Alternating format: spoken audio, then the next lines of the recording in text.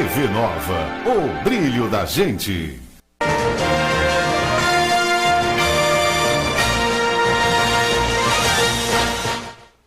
Está começando um programa Políticas na TV Nova Nordeste, um espaço dedicado ao debate de fatos e ideias em Pernambuco. As entrevistas giram em torno da política, da economia, da ciência, da cultura, do comportamento, enfim, as coisas da vida. Vamos falar hoje sobre política e comunicação eletrônica e política. Quem está aqui conosco é o jornalista e blogueiro Edmar Lira.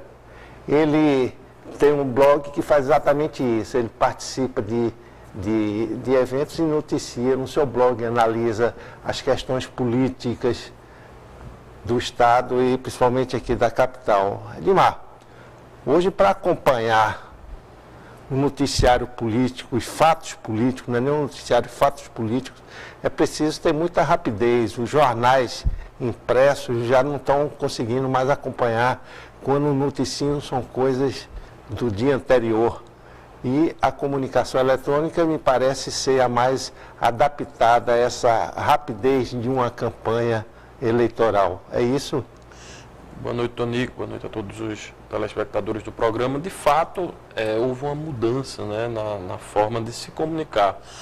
A internet trouxe essa rapidez da informação, fazendo com que algumas outras mídias, como o jornal, por exemplo, percam a eficácia em relação à internet. O Twitter, por exemplo, traz informações em tempo real do mundo inteiro. Você que acompanha o Twitter, você consegue estar sabendo tudo que acontece no mundo num simples toque do celular, né, do smartphone. Então, de fato, com esse advento da internet, a gente tem visto uma informação muito mais dinâmica e volátil. Né? A gente teve o caso do impeachment agora de Dilma Rousseff, que foi acompanhado por todo mundo, né? E a internet ela sempre vinha à frente dos demais veículos. A própria televisão, propriamente dita, ela não tinha a rapidez da informação online da web.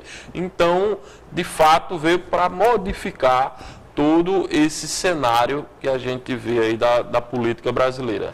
No caso específico do impeachment da presidente Dilma, aconteceu um fato muito curioso. Naquele mesmo dia, naquela mesma quarta-feira, aconteceu o anúncio da separação do William Bonner, do Jornal Nacional, de Fátima Bernardes, do programa Encontro Estrelas, da Rede Globo. E isso terminou sepultando, pelo menos nas redes de Twitter e de Instagram, sepultando o resultado do impeachment de Dilma. De fato, ofusca, né? Porque é o que chamam na internet de viral, né? Se torna um viral, onde as pessoas começam a compartilhar no Facebook, no Instagram, no próprio Twitter, e aquilo toma conta, tem uma proporção fora do comum que não tem como mensurar.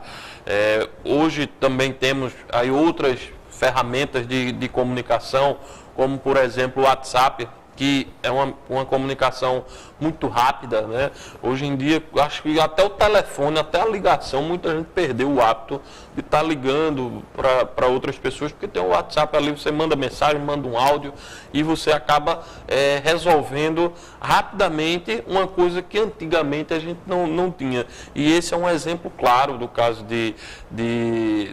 da separação de William e Fátima, de que quem pauta hoje não é mais os grandes veículos de comunicação, aqueles grandes conglomerados de comunicação que pautam a notícia. Hoje quem pauta a notícia é o próprio internauta, vai ser ele no botão compartilhar que vai dizer o que é que vai ser discutido na nossa sociedade.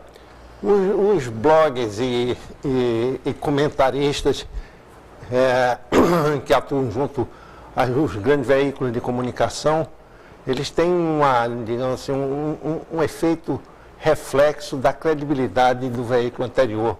Por exemplo, um blog da Folha de São Paulo tem o efeito da Folha aqui, a mesma coisa, o NE10 do Jornal do Comércio tem esse efeito reflexo da credibilidade. Mas a questão da internet em si, como ficam esses blogueiros independentes, pessoas como você, como Magno Martins, que tem que lutar com isso. Isso leva algum tempo, né? Você adquirir a credibilidade do que você está dizendo e que o leitor, o internauta está vendo com a certeza do que aquilo é verdadeiro. Sem dúvidas, a gente tem que se desdobrar, né, para você se estabelecer no mercado. Eu, por exemplo, tenho 8 anos já de blog, né? O blog de política, a gente fala de política diariamente, a gente tem uma coluna diária trazendo informações de bastidor e, na verdade, tudo isso demanda tempo. Por quê? Porque até você se estabelecer no mercado, você tem que acertar muito do que você escreve, né? Não é só você ter as informações, você soltar uma informação, um furo de reportagem, né? Uma matéria, mas principalmente você fazer análises que estejam de acordo com o cenário político. E aí você fazendo isso, você acaba ganhando notoriedade nas redes sociais, que as redes sociais hoje são o reflexo da nossa sociedade e é o que permite os veículos de comunicação da web, ou seja, os blogs, né, os portais, de serem vistos por toda a sociedade. Mas, de fato, não é fácil se estabelecer no mercado, como, por exemplo, as pessoas têm grandes conglomerados, né? Por exemplo, como você falou, o NE10, o blog do NE10, ele já parte na frente, porque o que ele coloca, que é o do Sistema Jornal de Comércio e Comunicação, então você, quando coloca uma matéria, você é replicado em todas as redes sociais daquele portal. Então, o impacto é muito maior, mas a gente fazendo um trabalho de redes sociais, utilizando o Facebook, o Instagram, o Twitter, você acaba também conseguindo atingir um bom público. Eu fui editor de política do Diário de Pernambuco em tempos pré-internet, pré-redes sociais. E as notícias só eram vistas no dia seguinte, as manchetes até eram aproveitadas pelos guias eleitorais de candidatos. E hoje, o que sai nos blogs, repercutido nas redes sociais, são vistos pelos candidatos, às vezes de forma positiva, às vezes de forma negativa. Qual é a reação dos políticos em relação a essas notícias de blogueiros? Olha, é uma conjuntura, Tonico, que você fica, o candidato, o político, de maneira geral, ele fica com medo, na verdade, de tudo que pode acontecer. Por quê? Porque uma notícia que possa denegrir a imagem dele, não que o blogueiro ele vá fazer uma denúncia que possa, sem fundamento. Eu acho que isso aí não é o papel. Uma notícia verdadeira. Mas uma notícia verdadeira, ela toma proporções fora do comum, porque os próprios adversários do candidato acabam utilizando aquilo. Repercutindo. Então, para você fazer o desmentido daquilo, ou dar sua versão daquele fato, ainda que seja verdadeiro, mas você colocar o seu ponto de vista, a sua versão daquilo, demanda um tempo. Então, pela rapidez da internet, por mais que você responda rápido, aquilo já se tornou chamado viral e naturalmente pode trazer um grande prejuízo. E aí os políticos eles estão muito preocupados com isso. Vamos dar um exemplo claro aqui do fato recentemente ocorrido com o atual prefeito Geraldo Júlio. Ele gravou um vídeo se posicionando contra o Uber e a favor dos taxistas no Facebook. Eu creio que ele não consultou a sua equipe de comunicação para fazer aquele vídeo. O vídeo tomou conta da internet, foi para o WhatsApp, para o Facebook, para o Twitter, e chegou numa proporção que ele foi obrigado a ter que gravar um outro vídeo botando uma nova versão sobre aquilo que ele falou. E até agora, hoje de manhã mesmo, quando eu acordei, fui olhar o Facebook, existem vídeos que estão sendo veiculados atacando o prefeito de forma anônima, né? Ninguém assina aquele vídeo e o vídeo toma proporção que você não tem muito o que fazer, não tem nem como combater aquilo. Então, realmente, a internet hoje, ela traz esse risco para os políticos, e tem que ter muito cuidado. A gente teve um outro caso em campanha eleitoral, também nessa, de João Paulo, quando ele fez uma comparação do Hospital da Mulher com uma gaiola, né? Gaiola bonita não dá comida a passarinho. Ele fez esse comparativo e aí os adversários dele colocaram, não digo distorcer, mas fizeram a leitura da sua afirmação. E aí colocaram na internet e também gerou prejuízos para a imagem de João Paulo. Então, os políticos eles têm que ter muito cuidado com o que falam ao longo do dia das campanhas eleitorais, porque podem virar contra eles. Exato. Essa campanha tem uma ferramenta eletrônica talvez mais importante do que a urna eletrônica, que são os smartphones. Através dos smartphones, não só os candidatos militantes ou partidários ou amigos de candidatos podem fiscalizar toda a campanha eleitoral e comunicar diretamente ao Tribunal Regional Eleitoral qualquer irregularidade via um aplicativo criado pelo TRE chamado Pardal. De que forma isso ajuda os blogs a também participar dessa forma de denúncia de irregularidades? Olha, muita gente, a gente que tem blog, a gente recebe centenas de mensagens nas redes sociais, né? O pessoal utiliza o Facebook para mandar mensagem, tá? Então para falar sobre determinado candidato, tirou uma foto, fez um vídeo, manda para a gente. E aí, claro que a gente tem que ter muito cuidado também, porque às vezes é uma coisa que aparentemente não é uma irregularidade propriamente dita. Então a gente tem que ter muito cuidado para não denigrir a imagem do candidato com essa ferramenta. Mas de todo modo, Tonico, ela contribui diretamente para que os órgãos fiscalizadores, no caso do TRE, possam coibir determinadas práticas abusivas e que são contra o devido processo legal de uma campanha eleitoral. Então, tem essa importância, essa relevância, tem se tornado cada vez mais comum as pessoas estarem denunciando. Essa semana mesmo eu recebi uma denúncia de uns candidatos que estavam supostamente comprando votos em uma área da cidade. Então o pessoal tem feito fotos, tem feito vídeos. Nesse caso foi só falando mesmo do que se tratava. Então a gente não pôde abordar diretamente, porque não sabia quem era, não podia falar sem provas. Mas é uma tendência de isso ficar fiscalizando os políticos de maneira geral.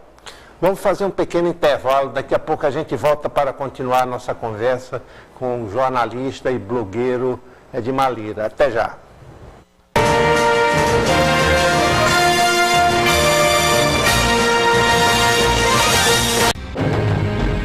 A natureza em toda a sua força criadora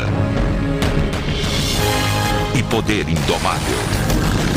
Planeta Terra, a vida em alta definição. Domingo, 6 da tarde. Toda mulher é bonita por natureza. Corpo, pele, boca e cabelos leves, soltos e muito bem cuidados. Toda mulher bonita tem seus segredos. Cuidar dos cabelos é um deles. Edelson Cabeleireiros, segredo de mulher bonita. A maior rede de especialistas de beleza de Pernambuco. Edelson Cabeleireiros. Cuidado, vontade de querer o bem, de querer o melhor. Cuidado é proteção, é respeito. Vamos olhar para o ontem com leveza e ter a certeza de que o hoje é ainda melhor. Porque são as experiências que formam a nossa identidade. São elas que conservamos com cuidado para nunca esquecermos quem somos. Real Hospital Português, 160 anos de história e cuidado com os pernambucanos. Música, teatro, cinema, festivais, ideias criativas em um programa jovem e atual. Um mergulho no mundo cultural em nossa região. Muita cultura pernambucana, cinema, teatro, para que você fique a par de tudo que acontece aqui na nossa cidade. Valesca Andrade comanda o Metrópolis Pernambuco, de segunda a sexta, 1 da tarde. TV Nova, o brilho da gente.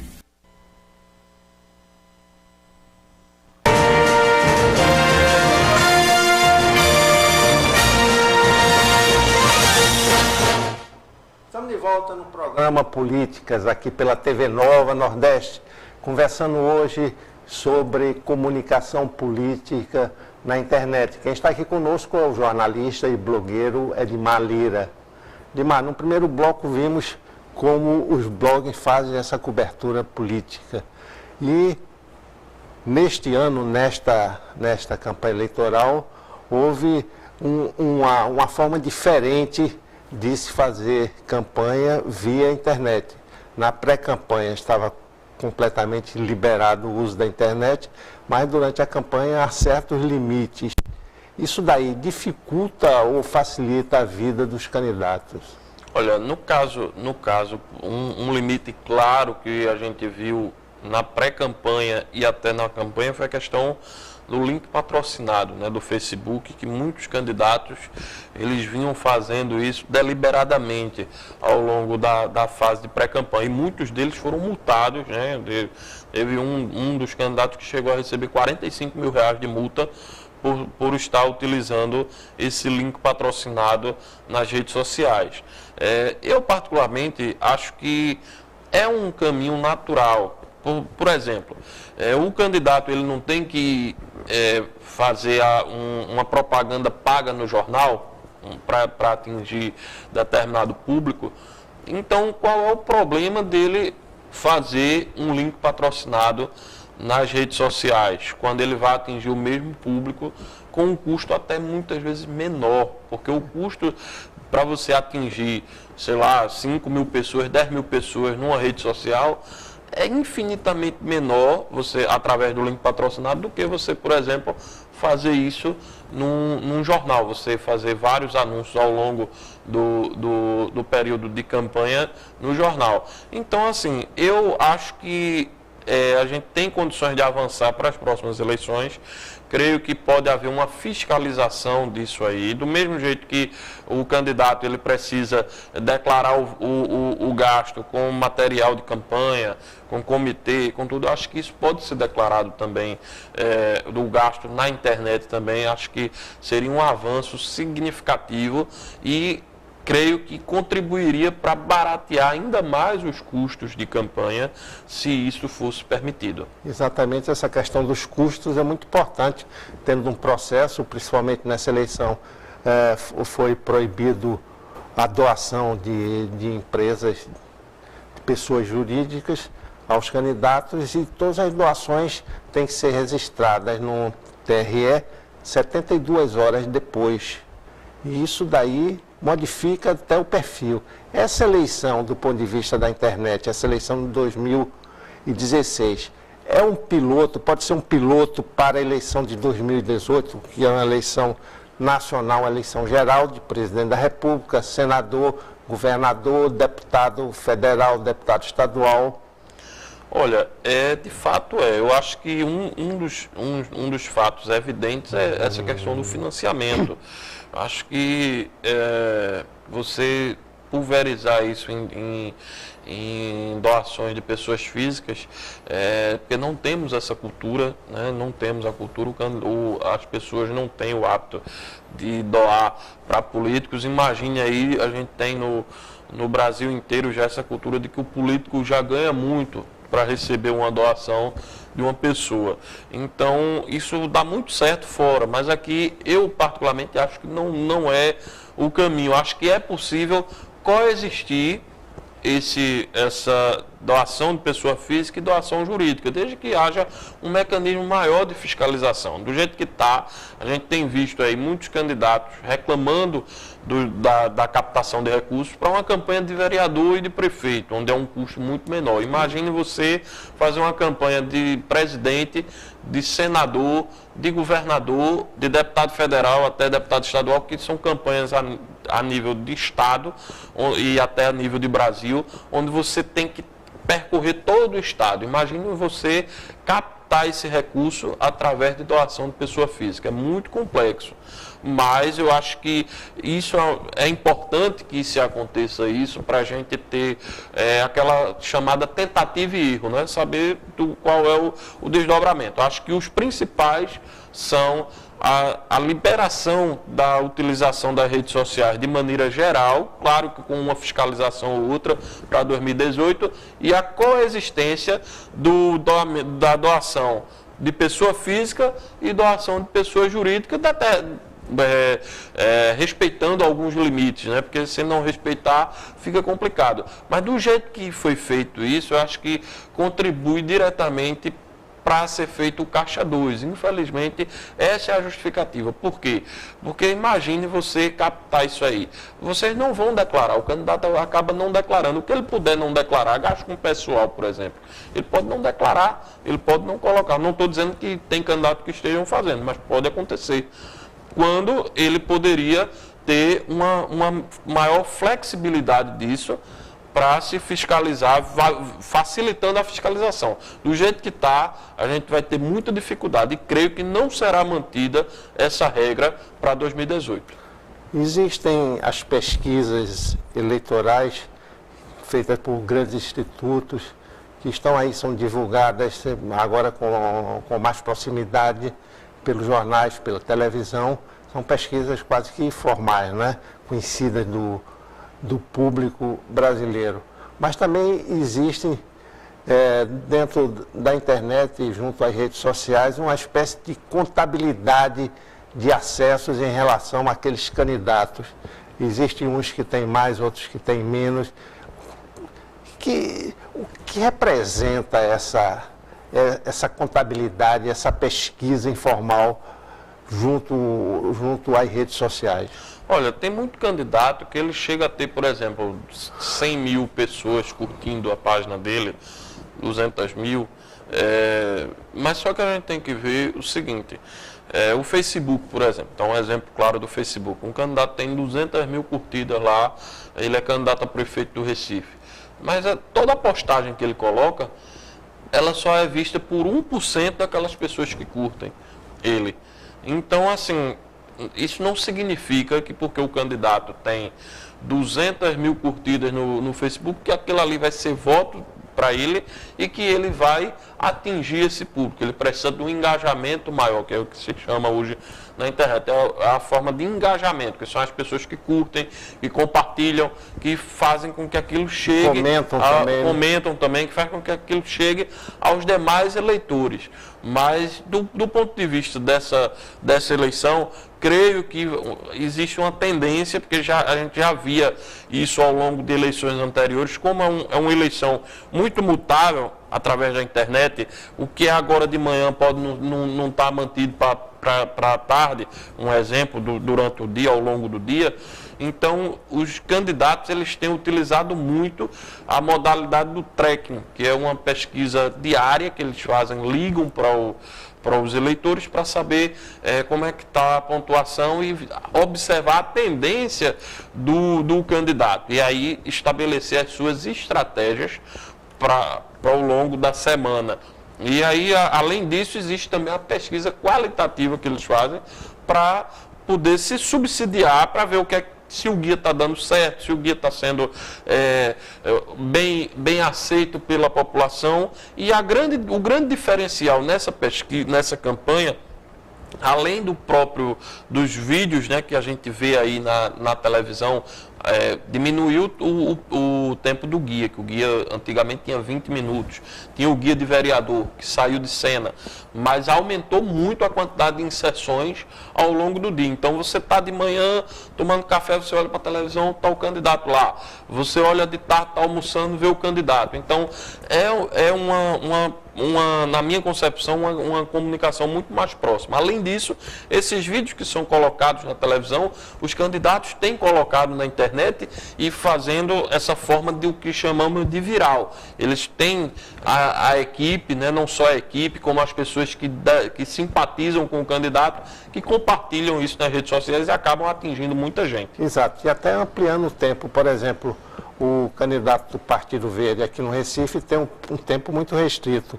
o do pessoal também. Então, eles usam esse tempo restrito para chamar as pessoas a irem às redes sociais, onde ele tem o tempo que quiser para explicar suas diretrizes políticas. Mas eu queria falar o seguinte, dentro desse universo das redes sociais, existe outra questão lançada, até pesquisada pelo TRE, que é o envelhecimento da população. Hoje o eleitor com mais de 40 anos, cresceu muito o eleitorado com mais de 40 anos. E, majoritariamente, o uso dessas redes sociais é feito por pessoas mais jovens, entre 20 e 30 anos. Isso daí não pode parecer uma visão um pouco distorcida do eleitorado quando as redes sociais estão bombando, mas boa parte, uma parte substancial do eleitorado não se incomoda com esse exagero de elogios para o candidato nas redes sociais. Existe uma questão da cultura, né? Uma pessoa que tem mais de 40 anos, não que estejam fora das redes sociais. Hoje, muita gente já adentra nas redes sociais, já tem o hábito de estar acompanhando pelas redes sociais. Pessoas de 50 anos, de 60 anos, muita gente já tem o perfil no Facebook, porque hoje em dia é uma questão cultural, né? Uma tendência de que as pessoas utilizem cada vez mais. Mas isso é evidente, até porque muitas dessas pessoas que já têm uma idade mais avançada, elas utilizam a internet, mas não participam, não fazem esse engajamento que a gente falou, né? De estar compartilhando, estar curtindo, estar comentando. Então o impacto dessa questão é muito maior no pessoal mais jovem do que propriamente no adulto, no mais experiente. E por fim, qual o benefício que as redes sociais traz para a democracia? Poucas palavras. Olha, eu acho fantástico pelo seguinte, porque você dá voz a todo mundo. Ou seja, as pessoas mais humildes, mais abastadas, mais jovens, mais velhas, todas têm a oportunidade de colocar o seu ponto de vista nas redes sociais e fazer com que aquilo seja visto por todas as pessoas. Então, eu vejo que amadureceu muito a nossa democracia. O próprio impeachment agora foi um fato extraordinário, onde as redes sociais pautaram a nossa política. Conversamos aqui com o jornalista e blogueiro Edmar Lira, que tem o seu blog no endereço www.edmarlira, com Y, como vocês viram aí nos créditos do entrevistado.com, www.edmarlira.com. Muito obrigado, Edmar. Conversamos aqui sobre a comunicação política nos blogs. E vamos ver como é que se desenrola essa campanha, que é uma campanha piloto dentro da internet. Muito obrigado, Edmar. Obrigado, Tonico, e um abraço a todos os telespectadores. E você, telespectadores, até o próximo programa.